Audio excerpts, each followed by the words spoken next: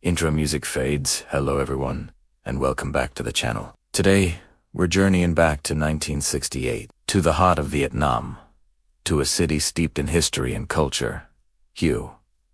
For centuries, it was the imperial capital, a symbol of Vietnamese heritage. But during the Tet Offensive, this ancient city became the stage for one of the longest, bloodiest, and most pivotal battles of the entire Vietnam War. This is the story of the Battle of Hue, a brutal clash that would forever change the perception of the war, both on the ground and back home. January 31st, 1968.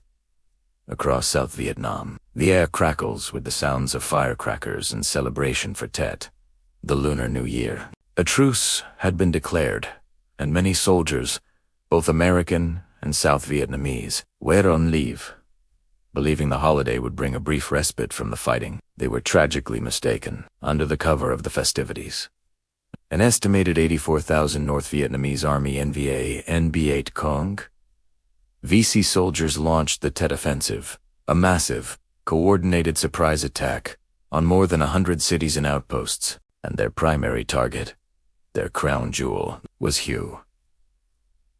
In the pre-dawn darkness, around 10,000 NVA and VC troops infiltrated the city. Their attack was swift, coordinated, and devastating. They quickly overran most of Hue, a city largely undefended. Within hours, the gold-starred flag of the Viet Cong was flying from the main flagpole of the citadel, the massive 19th-century fortress that enclosed the imperial city. For the NVA, this was a massive symbolic victory. They had captured the soul of Vietnam. For the U.S. and South Vietnamese forces, it was a catastrophic intelligence failure and the beginning of a nightmare. The initial response from the American command was marked by confusion and underestimation. Reports of the city's fall were dismissed as exaggerated. The first U.S. Marine companies sent to relieve the besieged Military Assistance Command, Vietnam, MACV compound in the new city, were told they were just facing a small pocket of resistance. They walked into a meat grinder.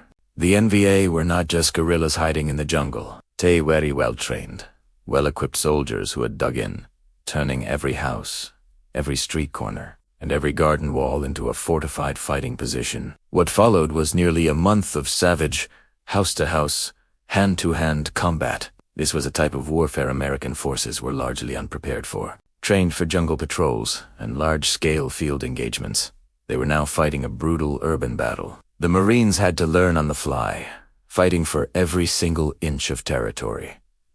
They called it unlearning the jungle. Instead of watching for treetop snipers, they now had to check rooftops, windows, and spider holes dug into living room floors. They blew holes through walls to advance from one house to the next, avoiding the streets which were deadly killing zones raked by machine gun, fire, and mortar. Inside the citadel, the fight was even more desperate. The ancient, thick stone walls that were designed to stop medieval armies proved terrifyingly effective against modern weaponry. The South Vietnamese ARVN soldiers bore the brunt of the fighting here, tasked with retaking their nation's historic heart. Their battle to reclaim the imperial palace was fought with incredible bravery and at a terrible cost. Every courtyard, every ornate pavilion became a battlefield. The intricate architecture was shattered by rockets, grenades, and artillery, a tragic symbol of a nation being torn apart by war. The battle wasn't just fought with guns and grenades. It was also fought on television screens back in America. For the first time,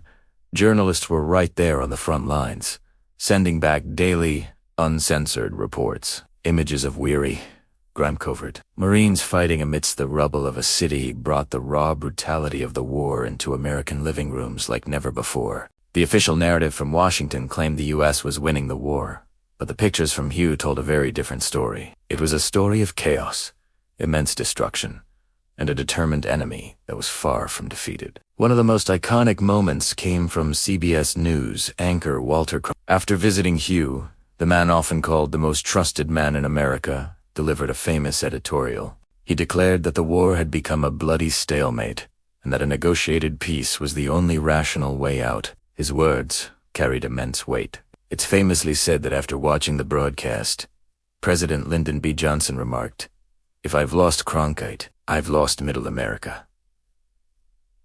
The public's confidence in the war effort plummeted. The Battle of Hue despite being a tactical victory for U.S. and South Vietnamese forces, who eventually retook the city, became a shattering strategic and psychological defeat. When the fighting finally ceased on March 2nd, Hue was a city in ruins. More than 80% of its buildings were damaged or destroyed. The cost in human lives was staggering. Thousands of soldiers from all sides had fallen, but a darker tragedy was also uncovered. During their month-long occupation, the Viet Cong and NVA had systematically executed thousands of civilians, government officials, intellectuals, police officers, and their families, burying them in mass graves. It was a horrific atrocity that added another layer of sorrow to the city's ordeal. The Battle of Hue stands as a brutal turning point in the Vietnam War. It demonstrated the tenacity of the North Vietnamese forces and shattered the American public's belief in a swift victory. It was a vicious urban battle where ancient walls met modern firepower, where soldiers fought face-to-face in the rubble of homes, and where the line between the front line and the home front was blurred forever by the power of media.